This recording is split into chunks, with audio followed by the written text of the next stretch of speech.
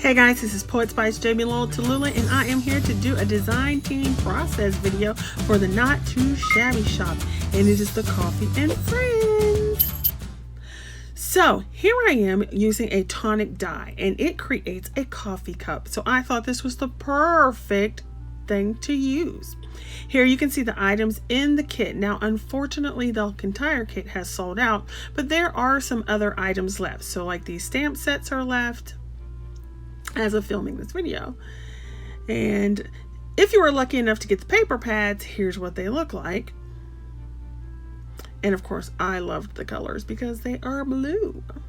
So I did not go ahead and I made the lid ahead of time, and I did not do it on camera because it is a tedious process. However, I am going to show you how to make the base of the cup. So you're going to cut 4 pieces of the double-sided panels, and I went ahead and scored all of them so that it would be easier to get things done. And then I used the coffee bean paper from the collection to cut 8 panels that we're going to glue down. And this coffee bean paper is absolutely cute, so I hope you were able to get it before it all sold out. Now remember, in my previous video I told you guys were gonna love this collection, and apparently I was true because yeah, it sold. So I'm just going to go ahead and keep gluing these pieces down, and what this is going to do is create the base of the cup. Now when you are cutting these pieces, you want to make sure that if you have a directional paper, you make sure that the top and bottom are in the correct position.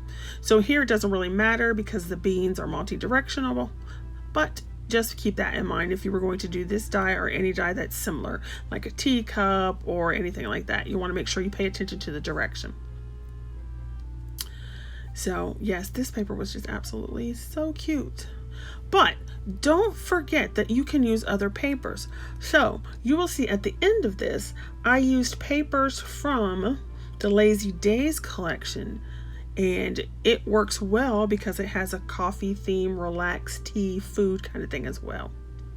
So here you see I'm going to go ahead and glue those 4 panels together using that tab. And you want to make sure you get them all lined up. And when you're doing anything like this, you want to make sure not to glue all the way to the fold. You want to leave a little bit of space, that way there's some wiggle room and you'll be able to actually fold the cup or the line depending on what you're creating. So look at that beautiful fan. Ah. So now we're going to go ahead and close it up, and we're just going to use that tab. Now the fun thing about even numbers of panels is that you can just lay it flat and it makes it so much easier to glue. So that's awesome with this. Now before you do anything, you do want to make sure it sets up a little bit, so I'm just holding it down slightly. Okay. Now at the bottom we're going to push those tabs in and create that 8-sided piece. So I'm putting the tab on the bottom, and then I'm going to put one on the inside to help align it. It makes things a lot easier by doing that. So as you can see here, it's a little awkward if you only put the piece on the outside. It can be done, but putting the piece on the inside makes it a lot easier to balance. Also, by doing both, it gives you a sturdier bottom.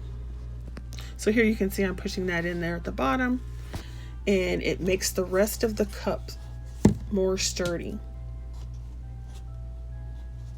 And that way it's less likely to wiggle and wobble when you put it together or leave it standing on your desk. Okay, so here we are, we're doing the band around the cup. And this takes 4 panels, and you kind of want to give it a little bit of shape. And then I'm doing the layers on top. Once again, if you have a directional pattern, you want to make sure that you put the wording or the diagram in the right place. Okay. So once again, we're going to go here and we're going to close that tab up.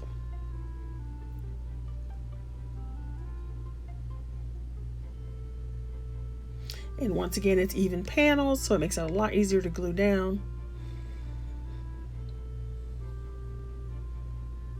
And then you see how square it was. You want to just kind of give it a little shape so that it's easier to go around the cup.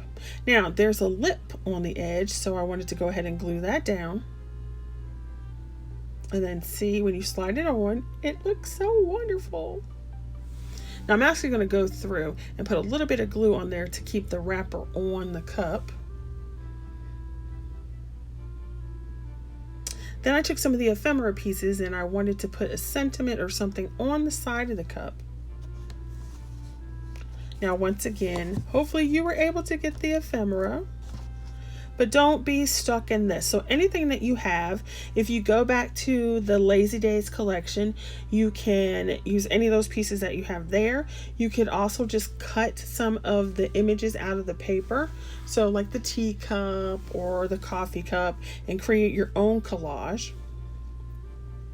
And then see, you can see here where I'm gluing that little bit on so that the sleeve will actually stay on and nice and firm in that section.